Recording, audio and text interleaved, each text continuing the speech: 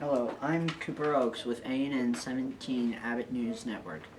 Today is April 25th, 2012, and in today's news, Burger King vows cage-free chicken and pork. Movement by U.S. food corporations toward more human treatment of animals experienced a whopper of a shift Wednesday when Burger King announced that all of its eggs and pork will come from cage-free chickens and pigs by 2017. The decision by the world's second largest fast food restaurant raises the bar for other companies seeking to appeal to the rising consumer demand for more humanly produced fare. The decision by Burger King, which uses hundreds of millions of eggs and tens of millions of pounds of pork annually, could represent a game change in the egg and pork supply business as a huge new market has opened up for humanly raised food animals. Already 9% of the company's eggs and 20% of its pork are cage-free. Now over to Cassidy with the weather. Thank you, Cooper. Today's high will be 85 and today's low will be 65, and there is no chance of precipitation. Now over to Lainey with the quote of the day. Thank you, Cassidy. Believe in yourself. Have faith in your abilities. Without humble but reasonable confidence in your powers, you cannot be successful or happy. By Norman Vincent Peale. Now over to Nick with the current events. Thank you, Lainey. In today's lunch bowl, we will be having hot dog on bun, wedge fries, corn, frosted banana, and School's dessert. And we will be going to the educational center at 10:15. And tomorrow we'll be going to the movie at the high school at 8:30. Now back to Cooper with the And that concludes our broadcast. Have a Good morning, Mrs. Abbott's class. My story title is called Nice Timing, and the author is Thomas D. Palio, and it comes from A Sixth Bowl of Chicken Soup for the Soul. Nice timing. I had spent over 5 grueling years on my dissertation for my PhD and was frantically preparing for my oral boards. The boards were to be held in California, and I had scheduled a flight through Minneapolis where I was to change planes and get to the John Wayne Airport. My incoming flight was very late, and I was soon and all out sprinting to catch my flight to California. Very few people were left in the concourse. I had to stop to catch my breath on the moving sidewalk that I had noticed a woman in her 50s struggling with a carry-on bag. I don't know why, but I looked at her face and blurted out, "Are you going on flight 567 to California?" She responded, "Yes." "So am I responded. "Give me your bag, I'll run ahead and tell them to wait for you." I took her bag and started sprinting again. I raced onto the plane and told a flight attendant that one more passenger was behind me and to please hold the plane for her. I seated myself I didn't sleep a wink in the hotel that I stayed at before my oral boards and arrived at the university at 7 o'clock in the morning. The boards kept me waiting for an hour in the room before the defense of my dissertation began. I walked into the boardroom and was intentionally intimidated by all the professors in their regal robes. As I slowly glanced at all the faces of the board members, I noticed the bright face of a woman directly in the center of the board. She looked at me and gave me a flirtatious smile.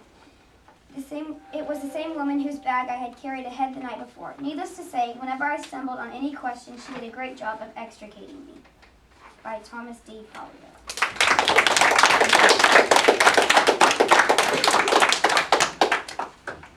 And where was the setting at?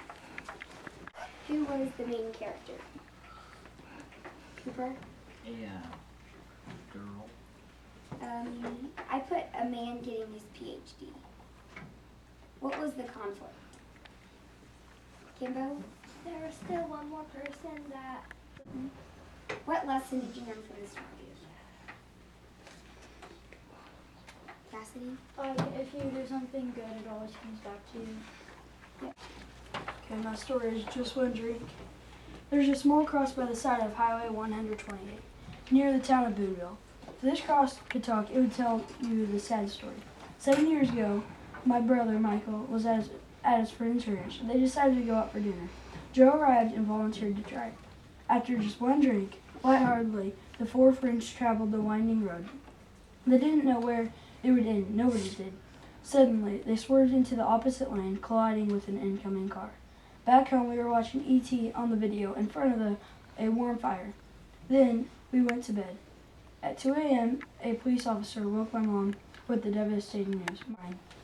Stood there bewild. What's wrong? I asked, rubbing my sleepy eyes. Mom took a deep breath. Come here. This began a grueling journey through grief. Where all roads lead to nowhere, it still hurts to remember that day. The only thing that helps is telling my story, hoping you will remember it if you are tempted to get into a car with someone who has had a drink, even just one drink. Joe chose the road to nowhere. He was convinced of manslaughter and served time. However, the real punishment is living with the consequences of his actions. Okay, what was the setting? Gracie. Like on a highway near Boonville. Who was the main character? Cassidy. Michael. What was the conflict? Blake. His brother got in a car wreck with a drunk driver. Oh, he was the drunk driver, yeah. What was the resolution? Wyatt? Michael died. Yeah, I put the sister will never get in a car when someone has only had one drink. What was the author's intent? Lady? 2 out of 10. Okay, what lesson did you learn from this story? Billy? Not to get in a car with someone who had just one drink. Yeah. Okay, what movie were they watching at home? Abby? E.T. Yeah. What time was it when the police officer came to the door? Lauren? 2 a.m.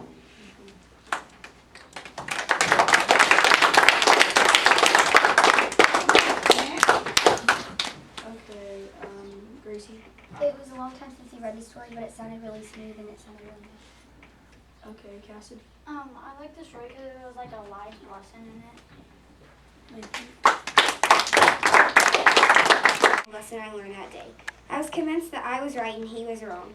And he was just as convinced that I was wrong and he was right. The teacher decided to teach us a very important lesson that day. She brought us up to the front of the class and placed him on one side of her desk and me on the other. In the middle of her desk was a large round object. I could clearly see that it was black. She asked the boy what color the object was. White, he answered. I couldn't believe he said places, and now she asked me what the color of the object was. I had to answer white. It was an object with two differently colored sides. And from his point of view, it was white. Only from my side, it was black. My teacher taught me a very important lesson that day. You must stand in the other person's shoes and look at the situation through their eyes in order to truly understand their perspective.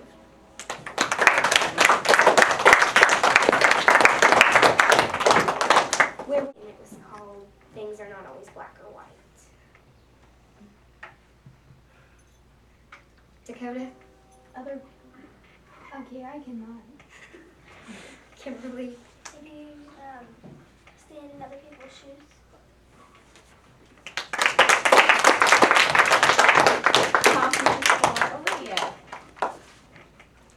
Kimberly? You were really good up there and you read with a really, really strong voice and you didn't just talk like really, really slow. You talked like the great Gracie? It had like a really good lesson to teach us to see something from some other point of view. With our gratitude journals is like we open it up to a page, and we always write on the right side of the page, never on the left. We always write on the right side, and in the top margin we write, like for today, for instance, April 25th, we write Wednesday, comma, April 25th, comma, 2012. Then we indent, and we come up with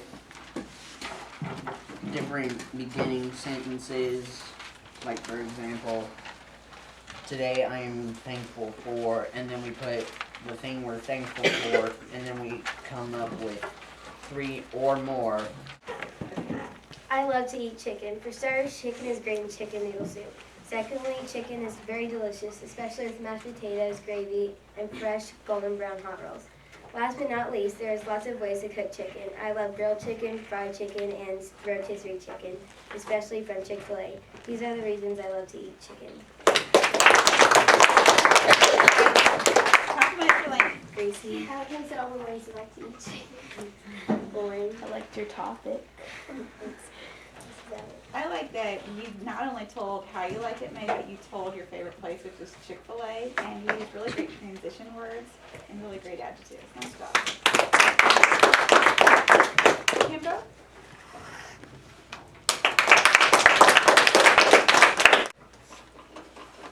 Today I am thankful for strawberries. First of all, strawberries are delicious. You can eat them at any time, day, place, anywhere you want to. Secondly, they are good with sugar on them. They taste really good if you lick them and then stick them in it and eat them. Lastly, my favorite kind of strawberries are strawberry with ice cream. It is delicious anywhere you go. These are the reasons I am thankful for strawberries. Gracie, like I said, you like strawberries and ice cream. What's about it?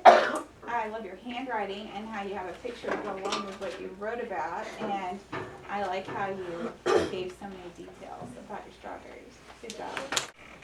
Today I'm thankful for sherbet. First of all, I love sherbet because it is healthier than most ice cream. Secondly, sherbet has a sweet, fruity flavor to it.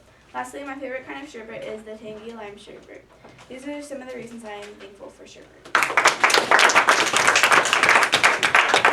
I like how you named your favorite kind of sherbet. Well, I like how you brought up the point that it's healthier than other ice creams because that's important to think about, and that you named your favorite too. So, good job. Super. Today I am thankful for fish. First of all, fish is healthy. Next, my favorite is salmon. Finally, it tastes great with lemon. So these are the reasons I'm thankful for fish. Kimbo? I like how you named your favorite kind of fish. I like how you said something that we didn't know about you. How was your favorite food and that you like to put lemon on it? I agree. I like to hear about the lemon because I like lemon on my fish too, and I didn't know you liked salmon. I love salmon. Good job. Today I'm buzzing with reasons I'm thankful for bees. First, they make yummy honey. Second, they pollinate flowers. Finally, they are very fun to catch. These are the reasons I'm thankful for bees. Charlie. I like your topic sentence. Gracie. I like how you said you were trying to catch. Mrs. Abbott. I love that topic sentence. That's a great example of a jazzy topic sentence. It was very clever.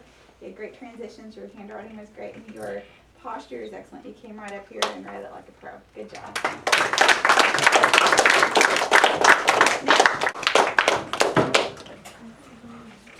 Today I'd like to introduce you to slushies.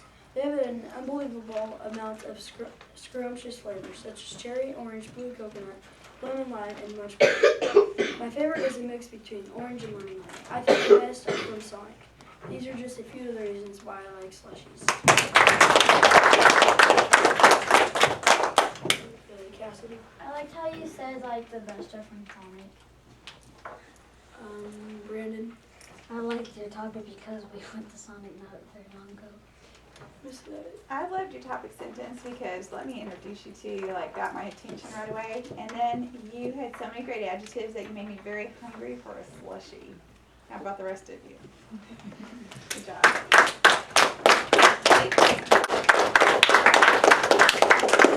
What would you do without sunglasses? Well, I know that I'd be about blind by now. First of all, I love sunglasses because every morning I drive right into the sun. Secondly, my favorite pair of sunglasses are Oakley's. Lastly, my pair of sunglasses are called Flak Jacket Oakley's. These are the reasons I am thankful for sunglasses.